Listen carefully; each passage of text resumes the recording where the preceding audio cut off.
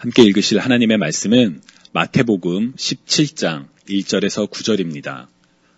엿새 후에 예수께서 베드로와 야고보와 그 형제 요한을 데리시고 따로 높은 산에 올라가셨더니 그들 앞에서 변형되사 그 얼굴이 해같이 빛나며 옷이 빛과 같이 희어졌더라.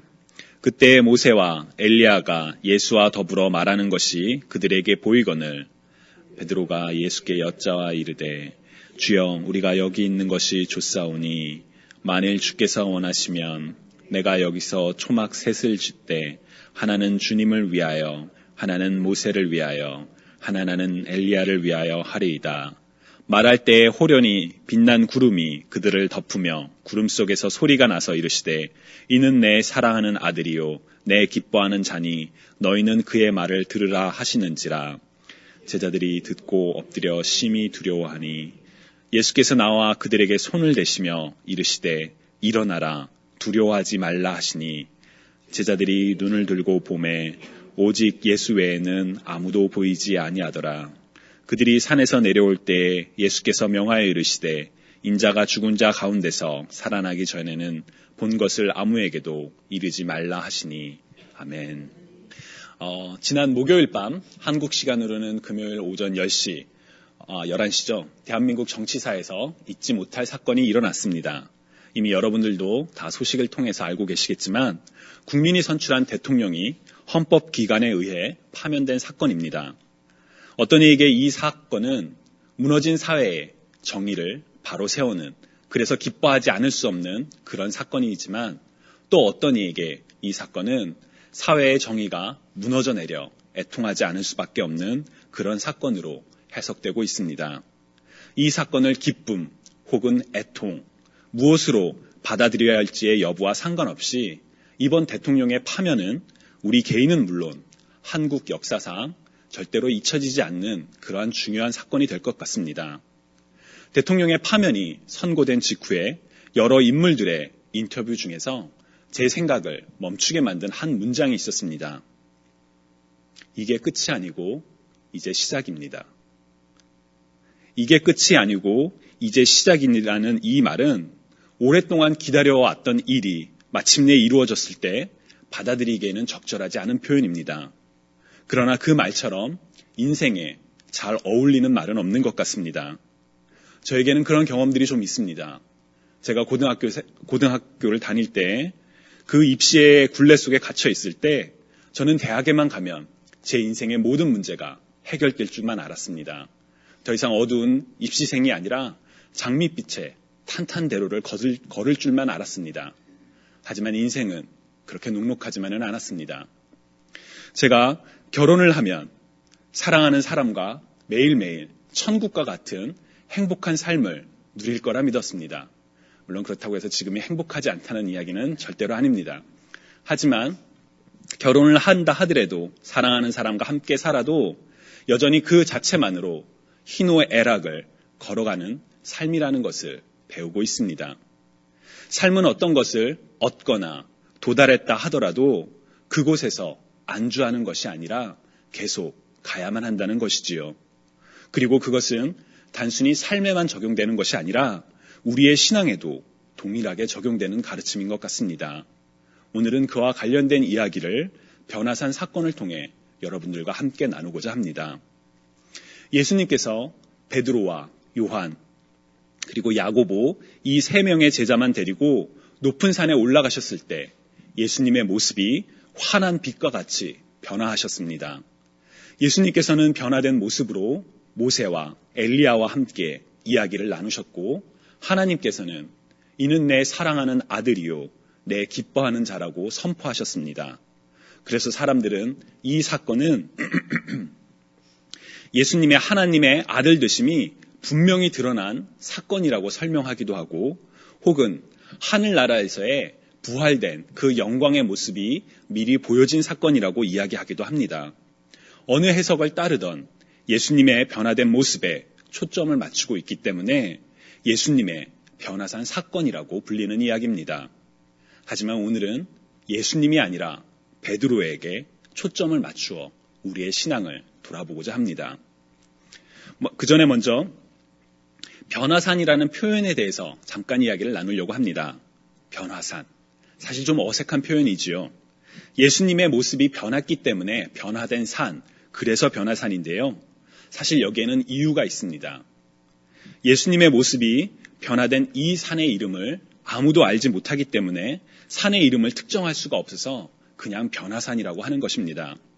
오늘 본문 1절을 보면 엿새 후에 예수께서 베드로와 야고보와 그 형제 요한을 데리시고 따로 높은 산에 올라가셨더니 라고 기록되어 있습니다. 이처럼 단순히 높은 산이라고만 성경에 기록되어 있기 때문에 우리는 그 장소를 알지 못합니다.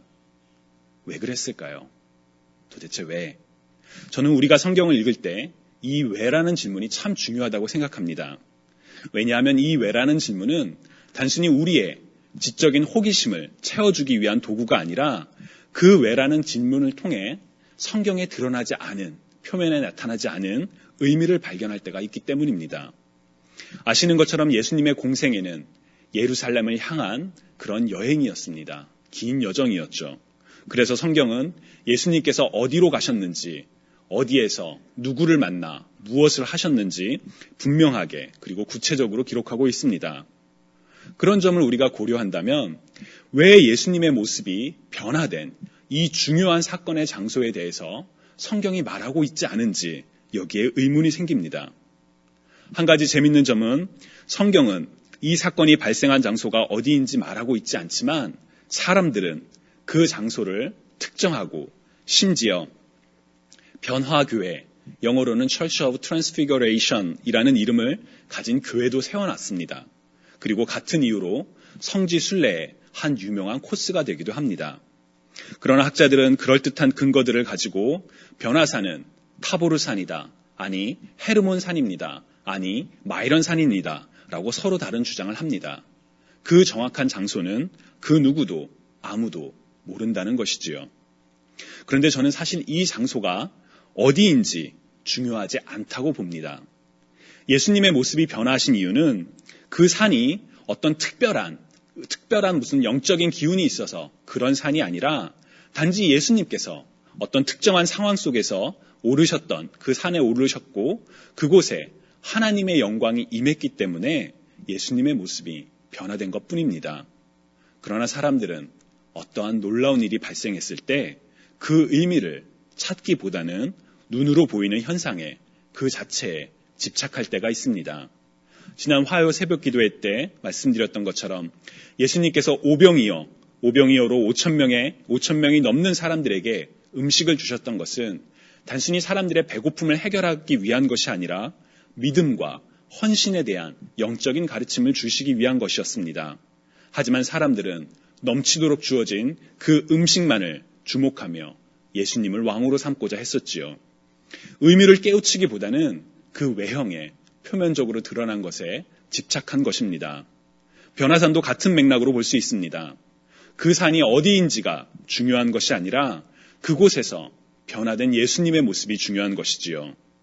오늘날처럼 혼란스러운 사회에서는 우리가 무엇이 사실인지 제대로 보는 것이 중요합니다.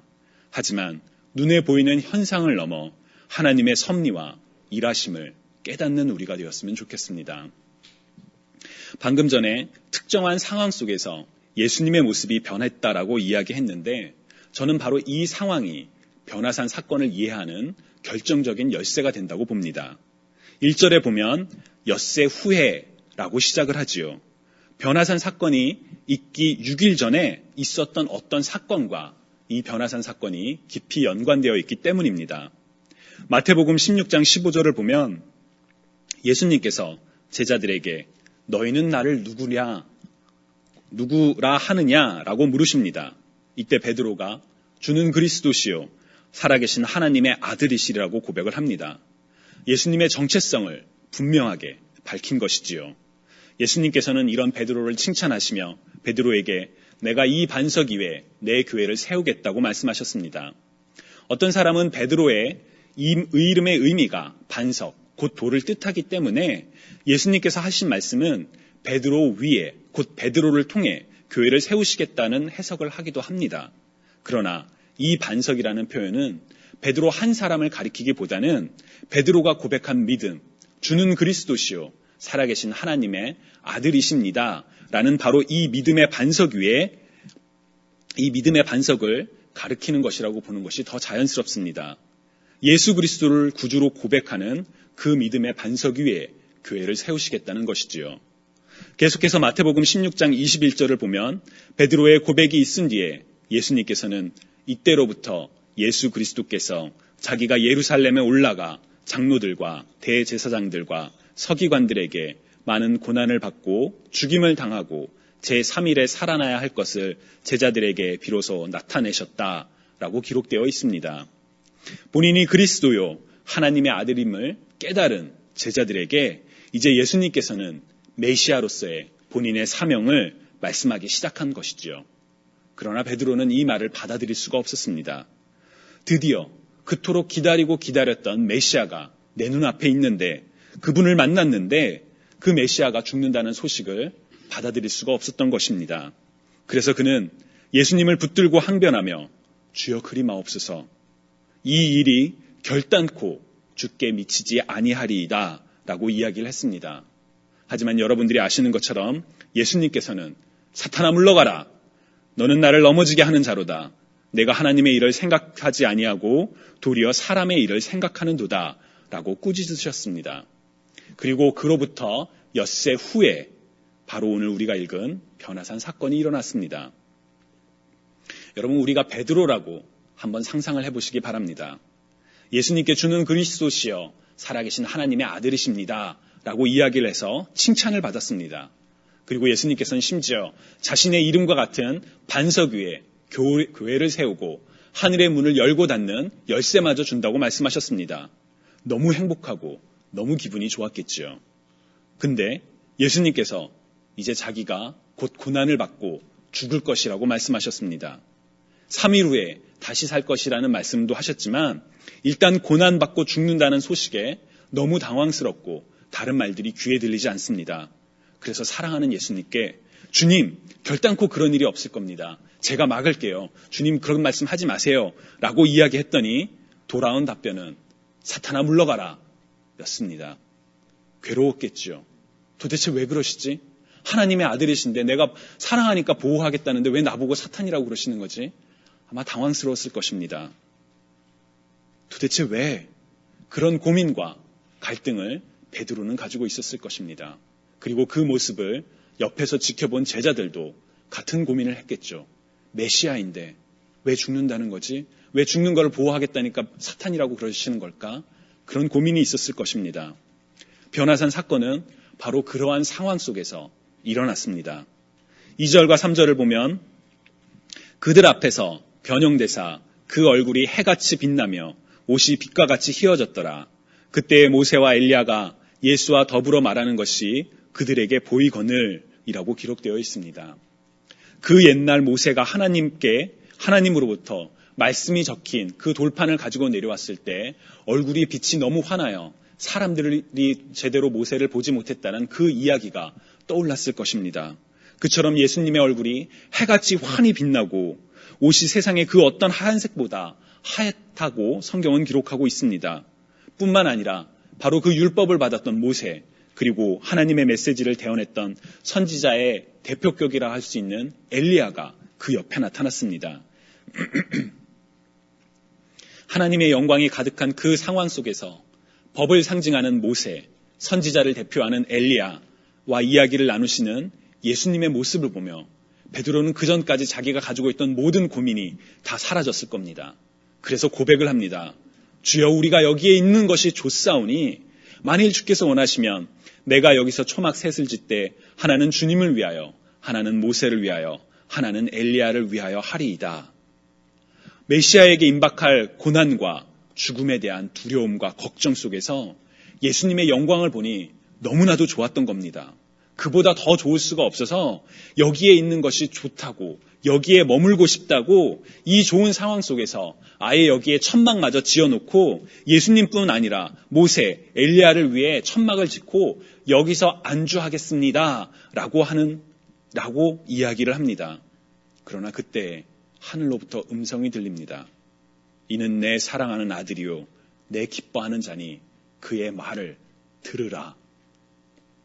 여러분, 하나님의 임재를 갈망하고 또 사모하시는지요? 우리는 예배드릴 때, 아니 우리의 삶 속에서 하나님과 동행하기를, 하나님의 임재를 경험하기를 간구합니다. 그러나 성경은 하나님께서 임재하실 때, 하나님의 영광이 드러났을 때 사람들은 그것을 환호하기보다는 그 영광에, 그 거룩함에 본능적으로 두려움에 떨었음을 보여줍니다. 이사야는 하나님의 영광을 보았을 때 화로다, 나여 망하게 되었도다 라고 탄식을 했습니다. 마찬가지로 베드로와 제자들도 너무 두려웠습니다. 하나님의 영광에 몸이 저절로 떨린 것이지요. 그들이 엎드려 심히 두려워할 때 예수님께서 일어나라, 두려워 말라고 일으켜 세우셨습니다. 그리고 그들은 산을 내려왔고 베드로가 했던 말은 그냥 지나가버리고 말았습니다. 베드로는 하나님의 영광이 가득한 그곳에 안주하기를 원했지만, 그래서 예수님이 고난당하며 죽지 않기를 바랬지만 예수님께서는 주어진 길을, 그 사명의 길을, 고난의 길을, 죽음의 길을, 그러나 부활의 길을 걸어가셨습니다. 안주하시지 않고서 말입니다. 우리가 간절히 원하고 바랬던 일이 성취되었을 때 우리는 그 기쁨과 그 성취에 안주하고자 할 때가 있습니다. 처음에 말씀드렸던 것처럼 인생은 원하는 목표에 도달했다는 것이 중요한 것이 아니라 여전히 걸어야 하는 그 길을 어떻게 걸어가는 것이 중요한지를 우리에게 가르쳐 줍니다.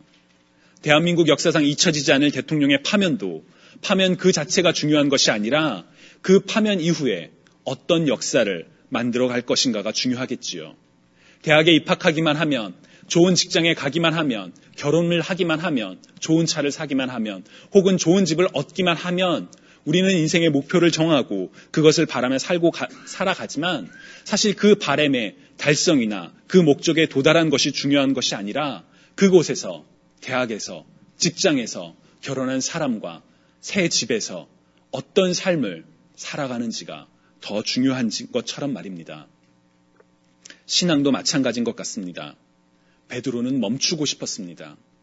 주여, 우리가 여기에 있는 것이 좋사오니 그 모든 고난과 고민할 것 없이 하나님의 영광이 가득한 그 변화산 정상에서 멈추고 천막을 짓고 머물고 싶었습니다.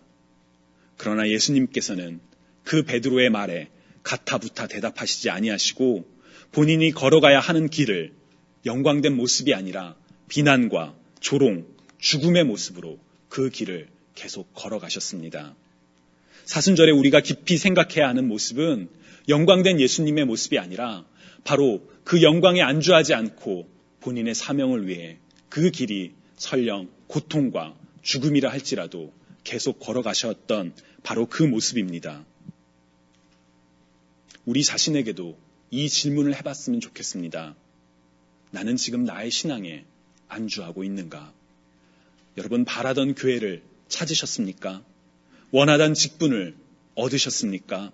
간절히 바랬던 믿음을 받으셨습니까? 만약 그랬다면 그 원했던 것을, 바랬던 것을 얻었음에 감사하시기 바랍니다. 그러나 거기서 멈추지 마시고 거기서 신앙의 길에 우리는 안주해서는 안 됩니다. 가장 좋은 것을 발견했다 하더라도 거기서 멈춰서는 것이 아니라 예수님께서 고통과 죽음임을 알면서도 그 길을 걸으셨던 것처럼 우리는 우리의 소명을 쫓아 여전히 걸어가야만 하는 것입니다. 여러분, 안주하지 맙시다. 우리 각자가 서 있는 그곳에서 안주하고 머무르는 우리가 아니라 하나님을 쫓아 하나님께서 기뻐하시는 삶의 모습을 찾아 말씀하신 것처럼 세상에서의 빛과 소금으로 역할을 다하기 위해 계속 걸어가는 우리 신앙의 여정을 계속 쫓아가는 저와 여러분이 되시기를 주님의 이름으로 간절히 축원합니다.